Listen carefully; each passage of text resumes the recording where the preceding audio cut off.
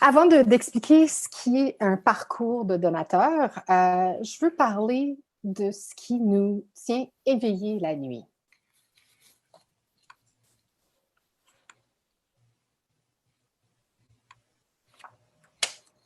On se demande toujours la question, on se demande toujours la question pourquoi les donateurs nous quittent. Donc, j'aimerais que vous regardiez cette liste devant vous et identifiez les choses que vous pouvez contrôler et celles que vous n'avez aucun contrôle. Il y a quand même une bonne liste. On reconnaît pas mal de situations qui sont familières à notre organisme.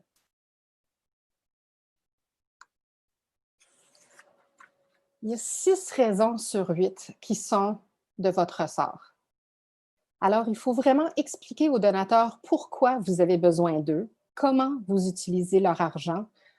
Il faut garder le contact, les remercier sincèrement, les traiter comme si votre organisme dépendait d'eux, parce que c'est vrai, et leur montrer l'impact de votre travail pour leur expliquer que tous les montants, même les plus petits, comptent pour vous. Et ça a l'air simple, mais souvent, avec toutes les activités qu'on a, ils sont nombreux, ces simples choses-là nous échappent des fois. Et aujourd'hui, j'aimerais vous outiller un peu plus pour avoir des mécanismes et des bonnes démarches à suivre pour éviter ces pièges-là. Donc, qu'est-ce qu'un parcours de donateur? Je ne vous lirai pas le diapo, mais je vais commencer à parler du fait qu'il faut d'abord déterminer qui sont vos donateurs, qu'est-ce qu'ils aiment et ce qu'ils vont faire suite à votre demande et des actions qu'ils vont prendre. C'est vraiment, ça va être la clé de votre succès de bien comprendre leurs habitudes. Avec le marketing numérique, les bases de données d'aujourd'hui, les statistiques qu'on peut avoir accès, il n'y a vraiment plus d'excuses pour perdre vue de tout ça. Et les donateurs le reconnaissent aussi. Ils savent qu'on a les moyens, il suffit de les utiliser. Et ça peut être plus de travail au départ, mais la récompense est aussi plus grande. Je ne veux pas vous faire peur avec ce diapo, puis je suis désolée que ce diapo soit seulement disponible en anglais, mais elle est vraiment utile pour vous expliquer, section par section, le parcours du donateur. Donc, si on commence avec le niveau 1, c'est la segmentation. Il faut sélectionner vos segments en fonction de ce que vous savez, de ce que vous pouvez découvrir sur vos donateurs. Et la meilleure façon est de trouver une bonne façon de les regrouper. Par exemple, les chefs d'équipe de votre campagne peer-to-peer dans votre dernier véloton, par exemple, ils n'ont pas la même motivation que le boomer, comme on voit ici dans cet exemple. Vous pouvez segmenter les informations démographiques ou par programme ou service. Ça dépend de votre organisme et de vos stratégies. Moi, je préfère les segmentations par programme ou service plutôt que les données démographiques quand c'est possible ou quand c'est pertinent. On a un exemple avec un organisme avec qui on travaille qui s'appelle Théâtre Jordy. Et eux, ils ont vraiment 3 lignes de service qui sont très distinctes. Ils ont un cours de théâtre, ils offrent des tournées dans les écoles et ils font des spectacles grand public. Donc, on s'entend que si j'avais à prendre une donnée comme une femme âgée de 32 ans, et si j'avais juste mon focus puis je faisais ma segmentation sur ce type de data-là, la maman d'un enfant qui pourrait prendre un cours de théâtre versus le prof qui serait intéressé dans les tournées d'école versus quelqu'un qui amènerait leur enfant à un spectacle du grand public, c'est complètement différent. Leurs motivations sont différentes pour leur interaction avec l'organisme. Donc, c'est pour ça que quand on peut prioriser l'information et la segmentation par programme ou service, ça fait un meilleur fit. Les niveaux 2 à 4, c'est le point de vue du donateur. Les objectifs, les pensées, les émotions, les actions, ce que le donateur fait, pense et ressent au fur et à mesure qu'il progresse chaque étape du processus du don. Donc, c'est là qu'il faut vraiment faire attention et et regarder les réactions de notre contenu qu'on partage avec nos donateurs. Est-ce qu'ils sont inspirés? Est-ce qu'on n'est pas assez clair dans la façon qu'on présente nos informations? Est-ce qu'ils aiment ça? Est-ce qu'ils sont déçus? Comment est-ce qu'on peut améliorer ces réactions-là? Et ensuite, bien choisir les façons qu'on va les rejoindre selon les démographiques qu'on a. Le niveau 5, c'est la promotion, la partie collecte de fonds, les points d'interaction qui sont soit en ligne ou hors ligne, les points de contact entre le donateur et l'organisme. Ces points de contact correspondent, si vous regardez, directement en haut avec les objectifs, les actions et les émotions des donateurs pour chaque étape. Et les points de contact peuvent être directs ou indirects. Donc, un exemple d'un contact direct, ça peut être que vous envoyez un courriel à un donateur, ou indirect, ça pourrait être comme un donateur qui parle de l'organisme sur leur fil de nouvelles Facebook. Souvent, les points de contact indirects sont plus difficiles à identifier dans le parcours, mais ils sont un élément essentiel de l'expérience du donateur d'aujourd'hui. Le niveau 6, c'est les étapes du don. Donc, il faut garder à l'esprit qu'un parcours, c'est un modèle de l'expérience du donateur. Le séquencement et le rythme réel qu'un donateur pourrait prendre, c'est unique. Et on peut voir qu'il y a des donateurs qui vont accélérer à travers les étapes plus vite, ou ils vont revenir en arrière, ou ils vont en sauter complètement. Ce que je veux que vous reteniez ici, c'est que c'est un modèle pour un parcours commun et les principales étapes, c'est vraiment ce que la majorité de vos donateurs vont vivre et ça va être séquencé dans cet ordre-là pour justement vous aider à mieux vous organiser.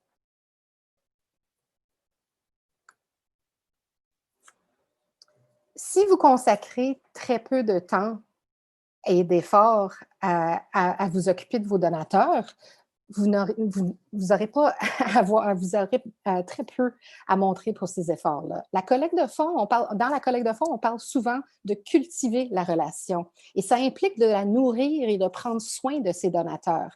On ne peut pas les considérer comme une simple bouteille de ketchup qu'on peut acheter à l'épicerie. C'est vraiment un travail et il faut mettre les ressources derrière ça. Si on regarde les étapes traditionnelles de la collecte de fonds, ce qui est comme l'approche entonnoir qu'on a vue pendant bien des années, l'ancienne façon de faire, c'était de pousser des informations aux donateurs potentiels en espérant que ça fasse vibrer une corde sensible et que ça leur amène à faire un don. Ensuite, on attendait poliment un certain temps avant de redemander à nouveau. Aujourd'hui, avec le parcours du donateur, c'est une meilleure façon de mobiliser les gens et c'est plus personnalisé. J'aimerais passer quelques minutes ici pour vous montrer vraiment comment on fait ça, pour ensuite rentrer dans la partie plus technique. Ici, on parle d'inspirer en tout premier. Si je vous dis « Notre travail change des vies, faites un don aujourd'hui », versus « Grâce à vous, 1000 jeunes sont sortis de la rue. Joignez-vous à nous pour aider les 1000 prochains. » À qui préfériez-vous donner de l'argent? Juste avec une simple motivation, inspirée avec un langage qui accroche et qui démontre l'impact, ça fait toute la différence. Donc, il suffit de pas simplement dire aux donateurs le potentiel, mais vous devrez les inspirer avec des histoires fortes et significatives qui permettent une connexion émotionnelle. Les donateurs veulent sentir qu'ils sont partie prenante de votre travail et que ce qu'ils donnent vous aide à faire la différence. Ensuite, pour apprendre sur vos donateurs et les mobiliser, lorsque vous diffusez des annonces sur les réseaux sociaux, par exemple, ou que vous publiez des billets sur les réseaux sociaux, vous avez tout ça, c'est des points d'entrée. Et là, en ce moment, avec le confinement, on a vraiment, on dépend beaucoup sur les communications numériques. Si vous avez converti vos événements en personne à des événements virtuels, vous avez des inscriptions, vous avez les courriels de tout le monde, vous devriez avoir ces informations-là.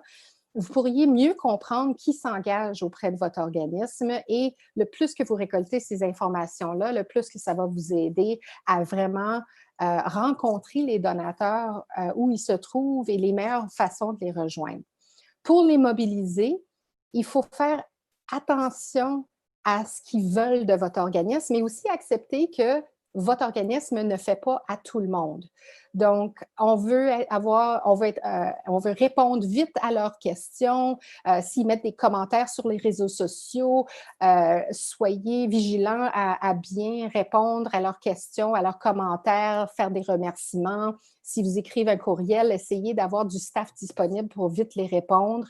Même chose pour les téléphones et inviter le donateur à participer à vos activités afin de les impliquer. Quand ça vient le temps de demander le don, soyez assez audacieux, ambitieux et très direct. Je trouve que souvent, on est gêné à demander de l'argent et on n'est pas clair avec notre demande. Donc, demandez le don et dites-leur ce que ça va faire pour changer des vies. Il faut utiliser ce que vous connaissez sur le profil du donateur. N'allez pas demander 50 pièces à un millionnaire, tout comme vous n'allez pas demander 100 $ par mois à un étudiant. Ça ne fait pas de sens. Donc, le plus que votre demande est proche de ce qu'ils sont prêts à vous donner, plus vos chances d'obtenir ce don et ça va aller beaucoup mieux.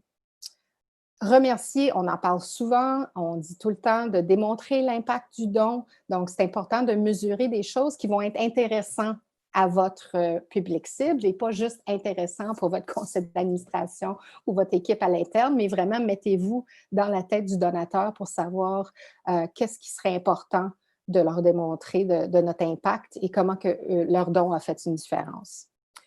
Quand ça vient temps de faire une nouvelle demande, après un certain temps, il faut faire ça de façon ponctuelle et de montrer l'histoire, qu'est-ce qui est arrivé depuis leur dernier don, si c'est s'ils ont déjà donné à votre organisme. Il faut vraiment leur dire qu'est-ce que vous avez fait avec leur argent, puis pourquoi vous demandez à nouveau, à quoi ça va servir le prochain don. Ça, c'est aussi super important. Et ce n'est pas du nouveau, il faut tout recommencer le cycle. Prenez pas pour acquis que juste parce qu'ils ont été inspirés une fois, ils vont toujours être inspirés par votre organisme. Il faut continuer à leur inspirer et les mobiliser et apprendre sur eux pour améliorer le parcours du donateur. Comment construire le parcours? Je vais essayer d'aller rapidement à partir d'ici parce que mes collègues ont beaucoup d'exemples à vous montrer concrètement. On reste encore dans la théorie. On va regarder comment faire étape par étape. Vous n'êtes pas censé être expert dans tout, mais si vous avez besoin de coaching, sachez qu'il y a des professionnels comme nous qui sont là pour vous aider à travers tout ça. Une fois que vous avez établi vos objectifs d'affaires, vous devez commencer par comprendre vos donateurs actuels et potentiels. Juliette, tantôt, va vous montrer comment faire dans les diapos qui vont suivre, mais il faut vraiment étudier votre base de données et partir de là en tout premier. Ensuite, la segmentation, j'en ai parlé rapidement, mais qu'est-ce que vous connaissez sur vos donateurs? Si vous n'avez pas fait une étude de vos donateurs récemment, pourquoi pas le faire? Ça vaut la peine de vraiment bien les connaître pour pouvoir mieux ajuster vos communications et vos demandes. Ça va vous permettre d'identifier et mieux les classer. Est-ce que c'est des bénévoles qui sont aussi des donateurs? Est-ce qu'ils siègent sur votre CA? Est-ce qu'ils ont un abonnement annuel avec vous? Tout ça, ça peut vous donner des informations de comment ils sont proches de votre organisme et on recommande toujours de commencer avec ceux qui sont les plus proches à votre organisme. Ensuite, mobiliser et communiquer. Ça, on va parler aujourd'hui de plutôt le marketing numérique parce que c'est là, surtout dans un moment de confinement que ça devient de plus en plus important.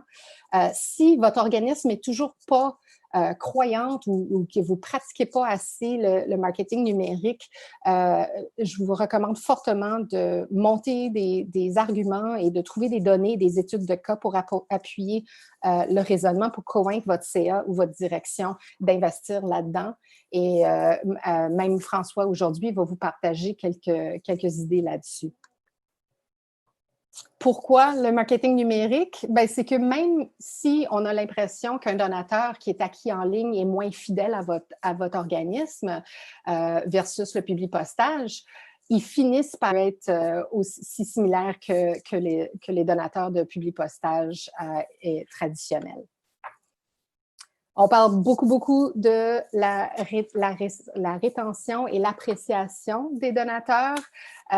Il faut vraiment les écouter, respecter leurs souhaits et concentrer sur l'expérience client. Là, ça dépend vraiment de votre équipe et votre équipe de collecte de fonds.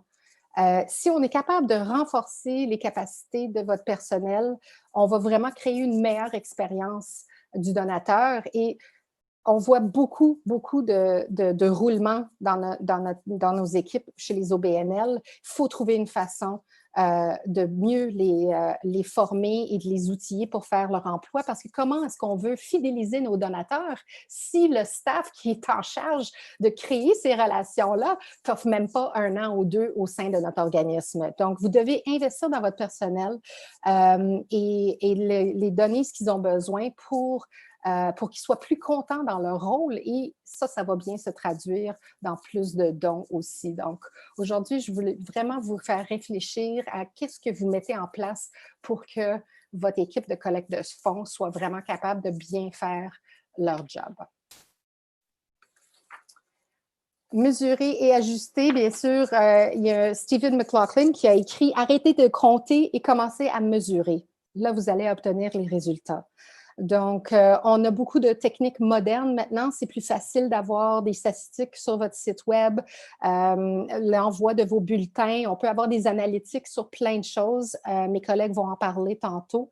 Mais c'est vraiment en étudiant les habitudes de nos donateurs et de pouvoir leur fournir avec un contenu qui est beaucoup plus riche qu'ils vont vraiment s'accrocher et continuer à être plus fidèles à votre organisme.